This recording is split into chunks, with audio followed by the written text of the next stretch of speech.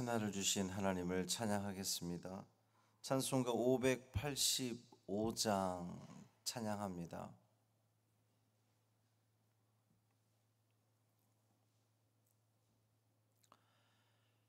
찬송 585장. 내 주는 강한 성이요 찬양함으로 새벽 기도회를 시작하겠습니다. 585장입니다. 내 주는 강한 성이요 방패와 병기 되시니 큰 환난에서 우리를 구하여 내시리로다. 옛 원수 마귀는 이때도 힘을 써 모략과 권세로 무기를 삼으니 천하에 누가 당하랴. 내 힘만 의지할 때는 패할 수밖에 없도다. 힘 있는 장수 나와서 날 대신하여 싸우네. 이 장수 누군가? 주 예수 그리스도 만군의 주로다. 당할 자 누구랴? 반드시 이기리로다. 이 땅에 마귀 들끓어 우리를 삼키려 하나. 겁내지 말고 섰거라. 진리로 이기리로다. 친척과 재물과 명예와 생명을 다 빼앗긴데도 진리는 살아서 그 나라 영원하리라.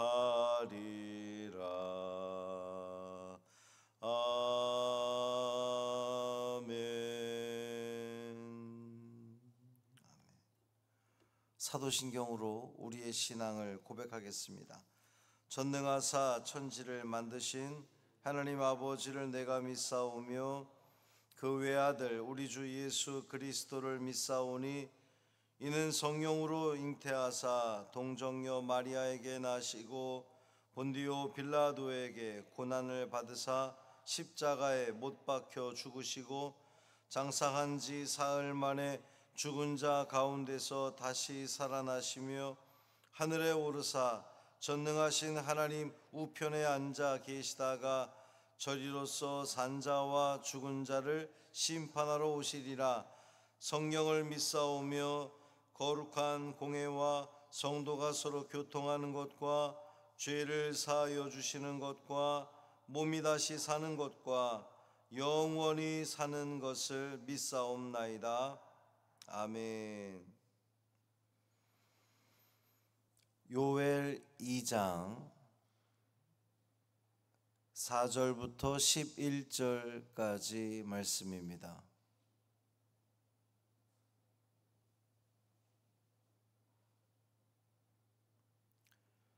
요엘 2장 4절부터 11절까지 말씀 함께 읽습니다.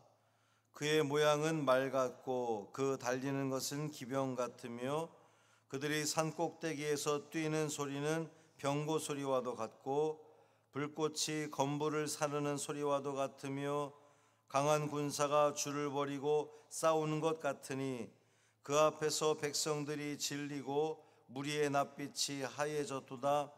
그들이 용사같이 달리며 무사같이 성을 기어오르며 각기 자기의 길로 나아가되 그 줄을 이탈하지 아니하며 피차에 부딪히지 아니하고 각기 자기의 길로 나아가며 무기를 돌파하고 나아가나 상하지 아니하며 성중에 뛰어 들어가며 성 위에 달리며 집에 기어오르며 도둑같이 창으로 들어가니 그 앞에서 땅이 진동하며 하늘이 떨며 해와 달이 캄캄하며 별들이 빛을 거두도다. 여호와께서 그의 군대 앞에서 소리를 지르시고 그의 진영은 심히 크고 그의 명령을 행하는 자는 강하니 여호와의 날이 크고 심히 두렵도다. 당할 자가 누구이랴. 아멘. 이 말씀 하나님 말씀입니다. 오늘은 종교개혁일입니다. 1517년 10월 31일 마틴 루터가 비텐베르크 성당에 95개조의 반박문을 붙인 날이 10월 31일입니다. 그래서 오늘을 종교개혁일이라고 부릅니다. 근데 세상은 오늘을 뭐라고 이야기합니까? 할로윈데이. 그 왜 호박 뒤집어 쓰고 온갖 그 귀신 분장을 하고 축제를 즐기는 할로윈데이라고 그렇게 부릅니다. 어느 날로 기억하는 것이 우리에게 더 좋겠습니까? 종교개혁일로 오늘을 기억하는 것이 더 의미 있지 않겠습니까? 종교개혁일, 더 리포메이션, 주일에도 말씀드렸던 것처럼 우리 신앙을 다시금 리폼하는 그러한 날, 그날로 우리가 기억을 하면서 하나님 앞에 좀 더 신실한 사람으로 살아갈 것을 고백하며 결단하는 것이 훨씬 더 그 호박 뒤집어 쓴 것보다는 훨씬 더 의미 있는 것 아니겠습니까? 오늘 우리는 이 종교개혁일을 맞아 오늘 우리에게 주시는 이 본문 말씀을 통해서 우리 신앙을 다시 한번 리폼하고 새롭게 개혁하고, 그래서 하나님께서 우리에게 주시고자 하는 그 구원의 은혜를 다 누리시기를 주님의 이름으로 축복합니다. 오늘 4절의 시작을 그의 모양은 말 같고 그 달리는 것은 기병 같으며 그랬는데, 이제 앞에 말씀 없이 요것만 딱 떼놓고 보면 그 모양이 뭐야? 그 달리는 게 뭐야? 이제 생각이 들 텐데, 이게 뭘 묘사하는 거냐면 여호와의 날을 묘사하는 그런 표현입니다. 계속해서 5절 이하에도 보면 그들이 산 꼭대기에서 뛰는 소리는 병고 소리와 같고 불꽃이 건불을 사르는 소리와 같고 강한 군사가 줄을 벌이고 싸우는 것 같으니, 뭐를 묘사한 거라고요? 여호와의 날을 묘사한 겁니다. 말 같고 기병 같고 병고 소리 같고 건불을 사르는 소리, 또 강한 군사가 줄을 벌이고 싸우는 것 같은, 여러분 이 묘사의 느낌이 어떻습니까? 한마디로 무섭습니다. 여호와의 날이 무섭게 느껴진단 말이에요. 상당히 그 위협적으로 이렇게 다가옵니다. 하나님의 심판이 그렇게 임한다는 거예요. 그 무엇으로도 막을 수 없을 것 같은 아주 강력한 힘을 가지고 하나님의 심판이 다가온다는 겁니다. 여호와의 날이 그렇게 임한다는 거죠. 그러한 현상 앞에서 백성들은 6절에 보면 그 앞에서 백성들이 질리고 무리의 낯빛이 하얘졌도다 그랬어요. 그럴 수밖에 없겠죠. 이것이 굉장히 막 왜 우리는 이 말소리, 말발굽 소리가 듣는 것이 뭐 거의 없지만, 옛날에 왜 전쟁을 하면 우리 그 사극을 봐도 대군들이 몰려오는 소리가 어떻게 옵니까? 엄청난 그 말발굽 소리가 막 하면서 이렇게 위협적으로 다가오잖아요. 하나님의 심판을 지금 그렇게 묘사한 겁니다. 그러니까 그렇게 하나님의 심판이 다가오니까 백성들은 질린 얼굴로 낯빛이 하얗게 되는 것이죠. 근데 그것이 끝이 아니고요, 7절 이하에 보면 그들이 용사같이 달리며 무사같이 성을 기어오르고 각기 자기의 길로 나아가는데 그 줄을 이탈하지 않고 피차에 부딪히지도 않고 각기 자기의 길로 나아가며 무기를 돌파하고 나가는데 상하지도 않고 성중에 뛰어들어가는데 성 위에 달리고 집에 기어오르고 도둑같이 창에 들어가니, 이 모든 그 묘사와 광경이 상당히 빠르게 그리고 질서 있게 서로 막 치고 들어오는데 부딪히지도 않는다는 겁니다. 전혀 아주 그냥 굉장한 질서를 가지고 하나님의 심판이 그렇게 다가온다는 거예요. 하나님의 심판이 무질서하게 뭐 그냥 마구잡이로 다가오는 것이 아니라 아주 질서 있게 그렇게 다가온다는 겁니다. 너무나 질서 있게 다가오기 때문에 그것이 더 공포가 되고 무섭다는 거죠. 그런데 사실은 우리가 고난의 때에 낙심하지 말아야 될 이유도 여기에 있습니다. 모든 것이 다 혼돈하고 혼란스럽고 그래 보여도 하나님은 질서의 하나님이셔서 그렇게 정확하게 역사하시는 하나님이시기 때문에 우리가 믿음을 가지고 나아가기만 한다면, 오늘 우리 부른 찬송 내주는 강한 성이요, 이 마틴 루터 종교개혁을 일으킨 마틴 루터가 작사 작곡한 노래예요. 그래서 이게 세상적인 음악적으로 화성학적으로 보면 뭐 그렇게 잘 만들어진 노래는 아닙니다만, 기타 코드도 한 음표마다 다 코드가 다를 정도로 그렇게 복잡하게 만들어진 노래지만, 우리가 이 노래를, 이 찬양을 부르면서 은혜를 받는 것은 그 가사에 힘이 있기 때문에 그렇거든요. 하나님의 심판은 질서 있게 다가오기 때문에, 하나님은 정확한 분이시기 때문에 우리가 하나님 곁을 떠나지만 않는다면 하나님께서는 우리를 구원의 길로, 은혜의 길로 확실하게 분명하게 인도하신다는 그런 은혜가 있습니다. 그러니까 어제도 말씀드린 것처럼 여호와의 날이, 하나님의 심판이 하나님을 떠난 자들에게는 아주 무서운 심판으로 다가오지만 믿는 우리에게는 구원의 날이 된다는 거예요.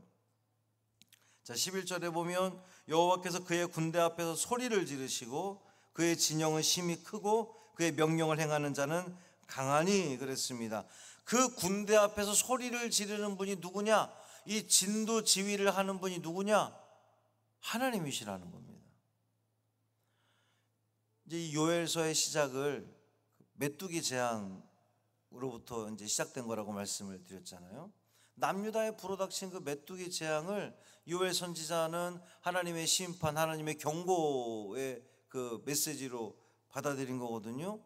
하나님께서 그렇게 이 온 남유다를, 온 이스라엘을 다 쑥대밭으로 만드시는 그 진두지휘라는 분이 그냥 세상의 자연적인 어떤 현상으로 이루어진 것이 아니고 하나님께서 그 모든 일들을 행하셨다는 거예요.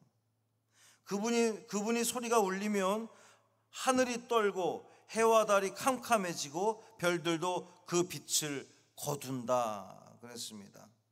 하나님의 임재 앞에 온 피조 세계가 두려움 가운데 떨고 복종한다는 거죠. 마지막으로 요엘 선지자는 외치기를 여호와의 날이 크고 심히 두렵도다. 당할 자 누구랴? 당할 자 누구랴? 당할 자 있다는 얘기예요, 없다는 얘기예요? 없다는 얘기입니다. 하나님의 심판, 하나님께서 결심하시고 심판하시겠다고 작정하시면 당할 자 그 누구도 없다는 겁니다. 여러분, 이 말씀 앞에서 우리는 어떻게 해야 됩니까? 하나님께서 작정을 하시고 심판하시겠다고 그 모든 불의한 것들을 다 태우시고 쓸어버리시겠다고 작정하실 때에 우리가 해야 할 일은 뭡니까? 죄를 뒤집어 쓰고 베옷을 입고 주님 앞에 엎드려 회개하는 것이죠. 하나님 앞으로 돌아가는 겁니다. 우리의 지난 삶들, 종교개혁이 뭡니까? 지나왔던 그 교회의 모든 부정한 것들, 죄악들, 하나님으로부터 떠났던 그 모든 것들을 다 좀 태워버리고 새로운 모습으로 하나님 앞에 나아갑시다. 이게 종교개혁이잖아요. 오늘도 우리는 이 말씀 앞에서 하나님 앞으로 내가 돌아가겠습니다. 내 몸도 마음도 정신도 생각도 삶의 모든 방식도 하나님께서 기뻐 받으실 만한 그런 삶으로 바뀐 변화된 모습으로 살아가겠습니다 고백하며 결단할 수 있기를 바랍니다. 이것이 종교개혁의 의미이죠. 목적입니다. 오늘 우리는 우리에게 하나님은 교회개혁의 선두에 서라고, 오늘 특별히 이 새벽 시간을 채운 여러분들, 교회 성도들의 10%를 지키는 이가 새벽 재단을 쌓는 이들이라고 하는데, 그만큼 여러분은 귀한 분들입니다. 아, 내가 귀한 존재구나. 거기서 끝나는 것이 아니고 나로 인하여서, 나로부터, 나의 변화로 인해서, 나로의 변화로부터 시작돼서 우리 교회에 변화가 가져오고 한국교회의 변화가 가져오고, 그러므로 말미암아 우리의 가정이, 우리의 일터가, 이 나라와 이 민족이 복음 가운데 새로워지는, 그래서 하나님께서 심판이 아니라 구원의 은혜를 베푸는, 그 은혜를 다 누리는 우리 모두의 삶 되기를 주님의 이름으로 축복합니다. 살아계신 아버지 하나님, 감사합니다. 하나님께서 작정하실 때에 그 무엇도 당할 자 없다고 했습니다. 하나님께서 이 모든 것을 진두지휘하신다고 했습니다. 두렵고 떨립니다. 한편으로는 무섭기도 합니다. 죄 가운데 살아가기 때문에 두려움과 떨림이 있습니다. 그런데 우리는 예수 그리스도를 믿습니다. 예수 그리스도께서 내 삶 가운데 찾아오셔서 내 삶을 변화시켜 주시고, 오늘도 어제보다 내가 이 하루를 하나님 앞에 한 발 더 가까이 나가겠습니다 결단케 하시는 예수 그리스도의 은혜가 있기 때문에 우리는 두렵지 않습니다. 하나님은 질서의 하나님이시기 때문에 반드시 하나님을 찾고 부르짖고 회개하는 자를 구원하시마 약속하셨습니다. 그 약속 지키시는 하나님이신 줄 믿습니다. 오늘 우리가 주님 앞에 돌아갑니다. 60만 이 자리에 있는 것이 아니라 우리의 생각과 우리의 마음과 우리 삶의 모든 태도까지도 하나님 앞에 온전히 서기를 원합니다. 성령 하나님께서 붙들어 주옵소서. 우리의 생각을 주장하여 주셔서 은혜 가운데 생각하게 하시고, 좋은 것 생각하게 하시고, 사랑을 생각하게 하시고, 하나님의 역사를 생각하게 하시고, 그 생각한 것들이, 마음에 품은 것들이 입 밖으로 나가고, 그래서 우리의 그 삶의 자리를 더욱더 아름답게, 은혜롭게, 풍요롭게 만드는 우리 믿음의 자녀들 되게 하여 주옵소서. 우리 주 예수 그리스도의 이름으로 축복하며 기도합니다. 아멘. 하늘에 계신 우리 아버지여, 이름이 거룩히 여김을 받으시오며 나라가 임하시오며 뜻이 하늘에서 이루어진 것 같이 땅에서도 이루어지이다. 오늘 우리에게 일용할 양식을 주시옵고, 우리가 우리에게 죄 지은 자를 사하여 준 것 같이 우리 죄를 사하여 주시옵고, 우리를 시험에 들게 하지 마시옵고 다만 악에서 구하시옵소서. 나라와 권세와 영광이 아버지께 영원히 있사옵나이다. 아멘.